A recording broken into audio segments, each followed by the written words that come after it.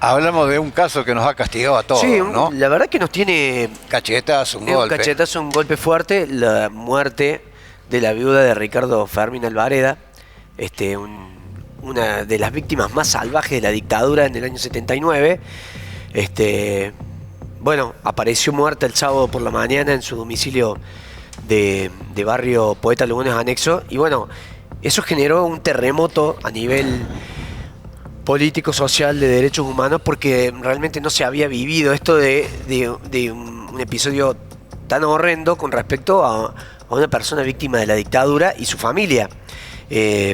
Con características muy particulares. Sí, es decir, y además luego de una sucesión de amenazas que se vienen repitiendo desde hace 15 años contra la familia Alvareda, desde 2009, que viene amenazando.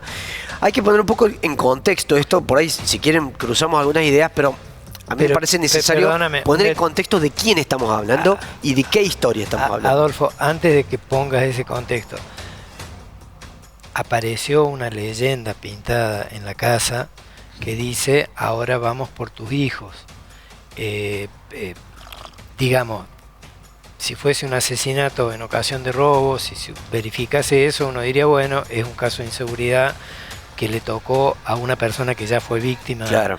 En su situación, pero esa leyenda nos deja a todos realmente en una situación tiene un sesgo muy compleja, marcado. porque tiene un sesgo respecto a las amenazas que había recibido. Hay señales previas, amenazas. Hay un caso que involucró en su momento y que llevó a prisión perpetua a un grupo importante de la policía. Hay 15 años de amenaza de muerte y terminan con la muerte de esta mujer y con pintadas dentro de la casa diciendo esto que acabas de decir. Digamos, ¿caso cerrado? No es caso cerrado, pero realmente lo que nos está marcando es espeluznante, es escalofriante, y además pone en una circunstancia similar a todos los familiares o a todos los sobrevivientes de la dictadura, sobre todo en un contexto social y político en el que parece haber una reivindicación de aquello, no hace falta que argumentemos, y donde la gente que en su momento se la puede haber jugado en calidad de testigo o como querellante o como lo que sea, hoy la debe estar pasando muy mal.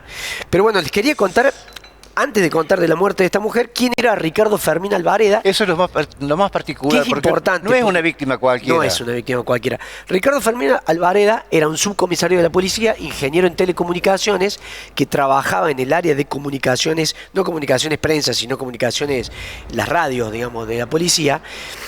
Algunos lo consideran un infiltrado del ERP, pero en realidad no, él trabajaba desde mucho antes que naciera el ERP y después fue reclutado por el ERP, y él lo que tenía era acceso a las comunicaciones radiales del comando del D2, de la División de Inteligencia, que fue la responsable de un montón de secuestros, asesinatos, torturas, vejaciones, todo el código penal prácticamente. Y este hombre, en algunos casos, podía interceptar algunas de esas comunicaciones y prevenir a sus compañeros de la organización para evitar ser chupados. Él trabajaba en la red presidencial. Red presidencial, ¿te acordás, Jorge, de la red presidencial que funcionaba en Casa de Gobierno? Sí, en todos lados. Yo me recuerdo de la red presidencial, especialmente cuando trabajé en Formosa, haciendo la campaña a los gobernadores de Formosa, que andaban... no había celulares, obviamente. Claro. Entonces, la red presidencial era no solo para la comunicación de todas las provincias, todos los gobernadores con el presidente, sino también dentro de la misma provincia. Claro. Era muy importante. La red presidencial funcionaba atrás de Casa de Gobierno, sobre la calle Ituzaingó, tenía entrada independiente, te controlaban hasta los dientes para entrar ahí. La red presidencial era utilizada para tener la información de funcionamiento del Estado, pero también iba la otra información. Claro. Y ahí trabajaba Álvarez. Claro, él interceptaba este tipo de mensajes y trabajaba en coordinación directa con la cúpula del ERP. De hecho, claro, su vinculación era con Enrique Gorriarán Merlo. Así es. Y su laburo era justamente prevenir este tipo de cosas. O sea que tenía una participación activa, no violenta, claramente dentro de lo que era el ERP, pero sí una participación activa. ¿Qué pasaba en el comando del D2? Empezaron a darse cuenta que se les arruinaban operativos en el cual iban a chupar gente, ya sabemos cómo, para hacer ya sabemos qué. Se dieron cuenta que tenían a alguien, un topo, y finalmente lo detectan a Alvareda, pero lo detectan en el año 79, cuando ya prácticamente no quedaban sobrevivientes en la guerrilla, cuando ya no había nada. A él le cruzan el vehículo, lo secuestra la patrulla del D2 y lo lleva al chalet de hidráulica. Es una historia terrible que se conoció durante el juicio del año 2009.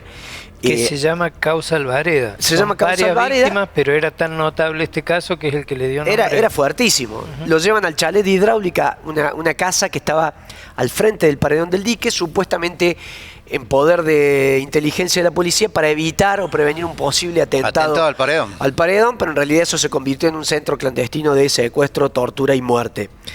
Alvareda fue llevado ahí en condición de traidor a la policía. Lo llevó la cúpula del D2, que era Raúl Tallaidín, Américo Romano y el comisario Brito. Ellos tres lo llevan junto con otro grupo de la patota. Lo torturan una noche, lo atan de pies, con las manos y con los pies, con alambres en una silla. Ahí lo golpean, lo torturan, lo insultan, lo tratan de traidor. Y sobre esto hay un testimonio clave que fue fundamental para la condena, que lo aporta Calderón, un policía del D2. Roque Calderón. Roque Ramón Calderón, que él cuenta que en ese momento Tellaidín lo agarra, después de golpearlo, corta con una navaja el pantalón de este hombre, le agarra los testículos, lo castra y le dice: a los boludos como vos están en la tierra solamente por el peso de las bolas, pero yo le corto las bolas y vas a ver cómo se van al cielo. Y efectivamente eso pasó, y eso fue contado por Calderón con lujo de detalle. Es escalofriante. Yo hablé con Calderón, lo entrevisté en su celda en San Martín, la misma celda que antes había usado Carmona, y me contó con lujo de detalle lo que pasó ahí. El pobre Alvareda murió desangrado por esto. Y parte del ensañamiento fue hacerle comer sus propios testículos y coserle la boca. A ese nivel de tortura y de vejación se llegó con este hombre considerado un traidor. Su hijo fue el único querellante en esta causa. Los familiares no se animaron, y en base a este testimonio y algunas otras cuestiones, como los testimonios de Charlie Moore, puso en el banquillo a toda la cúpula esta del D2 y también al que daba la orden, que era Menéndez, y logró la condena a perpetua de toda esta gente. Pero eso le valió una continua saga de amenazas de muerte a él y a su familia, que se terminó concretando de la manera peor este viernes o el sábado, no lo sabemos, cuando se llevaron la vida de su madre. En la causa también quedó enredado un jefe de policía que termina también condenado. ¿De quién te referís? ¿Palacios era? No te sabría. No me voy a acordar, no me acuerdo de ese momento, pero sí quedé enganchado. Eran varios, porque el otro día estuve viendo las imágenes de ese juicio en particular. Digamos que se habría concretado. Las evidencias que hay hasta acá hay una marcada preocupación en los organismos de derechos humanos. La verdad que si efectivamente la pintada esa se corresponde con una intencionalidad política en el asesinato de esta mujer que ya era víctima de la dictadura, la situación es muy grave. Han pedido intervención del Ministerio de Seguridad, han pedido reunión y que el asesinato se esclarezca. Todavía no había detalles si había sido un homicidio en ocasión de robo, y una hipótesis que se manejaba era que esa pintada se hubiese hecho para encubrir.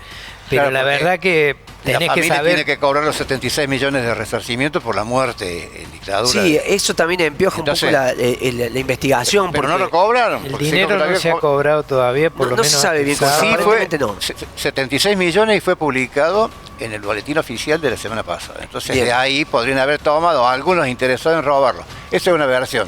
Pero la otra punta sigue estando todavía quién era Alvareda. Y hay otras cuestiones. La muerte de esta mujer se da con un terrible ensañamiento. De hecho, el velorio que está haciendo ahora es a cajón cerrado, porque no se puede presentar la manera en que ha quedado esta mujer, que ha sido salvajemente golpeada y apuñalada. Claro. Lo cual, a ver, yo no soy ni forense, ni investigador, ni nada, pero un homicidio en ocasión de robo no te hace pensar en un ensañamiento de ese tipo. Realmente, entonces y un homicidio por razones políticas, si hubiese vocación, seguramente se planificaría de otra forma. No se compadece con que uno de los objetos con los que se la puede haber golpeado es con un ladrillo. Claro. Digamos, uno imagina que habría una planificación, pero bueno, si fuese la gente rémora del D2, Bueno, acabas de contar las animaladas que Sí, no consideraban te puede sorprender que nada. era oportuno Pero hacer. también a mí me da la sensación de que en el caso de que esa hipótesis, que todos creemos que es la más firme, no podemos afirmar nada, en el caso de que fuera real, tiene todo un sentido discursivo, político, mediático, con la realidad que estamos viviendo. O sea, a ver, a veces las verdades que encajan mejor con nuestro paradigma de pensamiento son las que tomamos por Claro, ciertas, claro. y uno tiene que tratar de no caer en esa tentación que es muy jugosa. Pero realmente, leerla en esa clave, leer en la clave de que castigan a una familia que ya había sido castigada de una manera espantosa, a un militante de derechos humanos como es Fernando Alvareda, que por otra parte forma parte de la Dirección de Derechos Humanos de la Nación, y entre sus roles que cumplía aquí en Córdoba era la formación de oficiales y suboficiales de la policía en materia de derechos humanos, algo que hacía una vez por semana en la escuela de oficiales, y quien tenía un vínculo muy estrecho con la que era la jefa de policías hasta el cambio de gobierno, con el subjefe, exactamente, Liliana Zárate, y con el subjefe Leclerc, con quienes trabajaba codo a codo. Con el cambio de gobierno y también con el cambio de clima empiecen a recrudecer estas amenazas.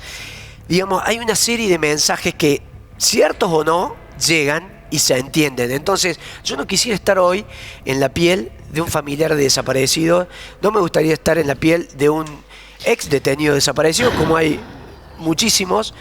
No me gustaría estar en el lugar de un militante o de un miembro de una organización, porque el mensaje es claro y es aterrador, y todavía falta muchas verdades por descubrir y mucha justicia por hacer, y este tipo de cosas paralizan. Como fue en su momento cuando chuparon a algunos militantes en la época de los juicios grosos, en 2009, ¿te acordás? Sí. Como fue con Jorge Julio López, digamos. Que uno decía, son ¿cómo puede ser? jodidos. La gente decía, ¿cómo puede ser? ¿Todavía están funcionando? Y bueno, y el propio Fernando Alvareda decía, bueno, que él recibió un montón de amenazas y su mamá también, y él le decía, no, mamá, quédate tranquila. No quisiera estar ya en la fue, piel de Fernando. Ya ha pasado, estas amenazas, yo me canso de ser amenazado, nunca pasa nada, mamá, olvídate. Y hoy Fernando Alvareda... Dicen que la madre pidió custodia. Hoy está destruido, Fernando.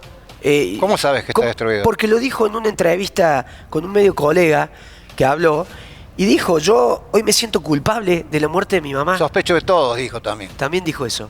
Hoy me siento culpable. Y recordemos no que las últimas amenazas fueron en diciembre del año pasado. Le dejaron 6 balas en la puerta de la casa y papelitos. Y unos papelitos intimidantes. Ahí contó que en realidad amenazas recibía todo el tiempo. Él contó que se topó una vez en la peatonal en Córdoba y se encontró con el hijo de Yamil Yabur, uno de los condenados a perpetuo en esa causa, que lo insultó abiertamente y lo escupió en la cara. Y le dijo, deja de joder. Contó que una vez también le cruzaron un vehículo y le apuntaron con una 45 con sus hijos presentes y se fueron. Digamos, no es joda esto. No. Amenazas similares recibió Luis Urquiza, también ex miembro de la policía, considerado traidor, que se tuvo que exiliar 2 veces, tan odiado como ellos, claro. Víctima también de Giannicelli y de Aguad y de la estupidez esta que mostramos al principio. Digo, hay una cultura todavía del D2 que no está desactivada, que está buscando venganza, que está envalentonada y que es muy peligrosa. Me acordé del jefe de policía, y esto es bueno recordar el nombre, porque el jefe de policía el que se hace responsable de la actividad del D2. Entonces están aceptando la ligación estrecha entre una estructura clandestina, que era la Dirección de Investigaciones, y la Jefatura de Policía. Rodolfo Campos era. Sí, es cierto. Por eso se llamaba la causa Campos, esta. Me acordé por eso. Causa Campos, exactamente. La saqué. Y el otro dato a tener en cuenta, la señora de Alvareda, Beatriz Montoya, también era empleada policial, administrativa de la Policía de la Provincia de Córdoba. Con lo cual, si hay todavía infiltrados metidos ahí adentro, para ella es la esposa de otro infiltrado. Claro. Entonces son 2 monstruos. Es muy doloroso. Esto es muy doloroso. Y me parece que tiene consecuencias terribles en la prosecución de la lucha de las organizaciones por la memoria y la verdad y justicia, en la tranquilidad de las víctimas y de los testigos, y en la posibilidad de que se siga avanzando sobre esto que se avanzó muchísimo, pero son heridas que no están cerradas y son batallas que no están terminadas, lamentablemente. Más en un contexto eso donde Por La semana favor, pasada tuvimos los Lucía. diputados No, visitando sí, Astis. eso, Enseguida vamos a tener justamente, enseguida vamos a tener con un otro. contexto donde se justifica o se quiere sacar a la luz otra versión o esto, ¿no? Como que todos los organismos de derechos humanos buscaban venganza y no justicia. Entonces, ahora con estas visitas, ellos quieren salir a aclarar toda una parte que no se escuchó. A mí, yo cuando escuché la noticia pensé en la cantidad de nietos de desaparecidos que conozco. Y por un momento dije, qué bajón, me llama una de mis amigas y me dice, vos sabés que me están amenazando, porque en definitiva también como que se genera todo eso, digamos, Estamos como en un la poco época del doxeo, sí, de las redes, de los Del idiotas que doxeo, hacen sí. política con la violencia y con el insulto. Entonces, Claro. y también Que es muy publican tus difícil- datos. Es muy difícil saber, encontrar hasta qué punto es un idiota que está envalentonado y hasta qué punto es un salvaje como esto que amenazaron y cumplieron. sí. Decime, Pinocho. Vamos a ir después, mira, vamos a ver unas plaquitas que tenemos ahí, fotografías de la señora de Alvareda y Fernando Alvareda, para que sepamos de quién es, los conozcamos en carne y hueso. Ahí están Ahí los está. dos. La mujer 74 años, Fernando un largo luchador, el Colorado le dicen los Colorado, amigos. Eso es en la puerta de la casa de hidráulica, donde hay testimonios aterradores de los 227 tipos que terrible. pasaron por ahí. Yo estuve el día que se hizo la reconstrucción ahí en el chalet de hidráulica y fue Calderón, el testigo clave, y contó con lujo de detalle. Acá estaba sentado Alvareda, nosotros estábamos acá, nos hicieron salir a la galería, la sangre llegó hasta acá. Vos imaginate el charco de sangre de un tipo castrado Sí. y que quedó atado a una Y los silla, hijos de puta mientras tanto desangrando. comían asado, Y mientras sentados comían afuera. asado y ponían la música al mango para que no se escucharan los alaridos de su víctima. Ay, Estamos por hablando de la casa del terror, la casa de hidráulica que está en un lugar paradisíaco de esta provincia, fue la casa del terror. Y ese terror lo están trayendo del año 79 en el que pasó esto y los años anteriores a la actualidad con la muerte salvaje mal. de una mujer y de una familia 2, 3 veces, no sé cuántas veces victimizada por estos tipos.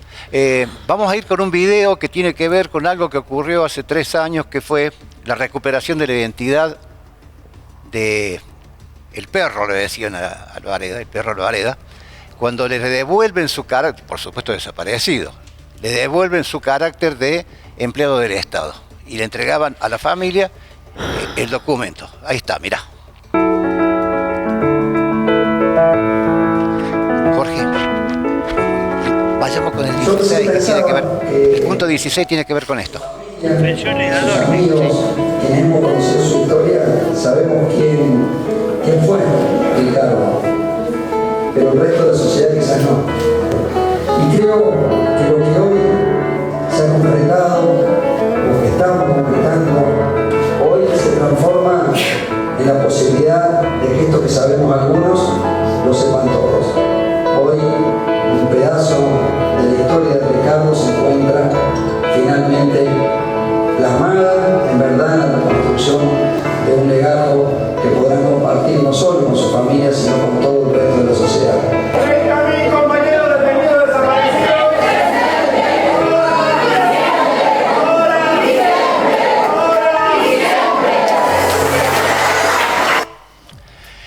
Esto fue cuando le devolvían su condición de empleado del Estado por ser empleado policial. También Él había fue- recibido baja por Porque se había ausentado del trabajo. exactamente, por abandono de trabajo. Para Fíjate la abandono de crudeza. tareas. Sí. Claro. fue empleado policial, pero además fue empleado de la zorrería municipal. ¿Y por qué trabajaba ahí? Porque también había un equipo de radio donde había un tránsito de información Claro. que podía hacer.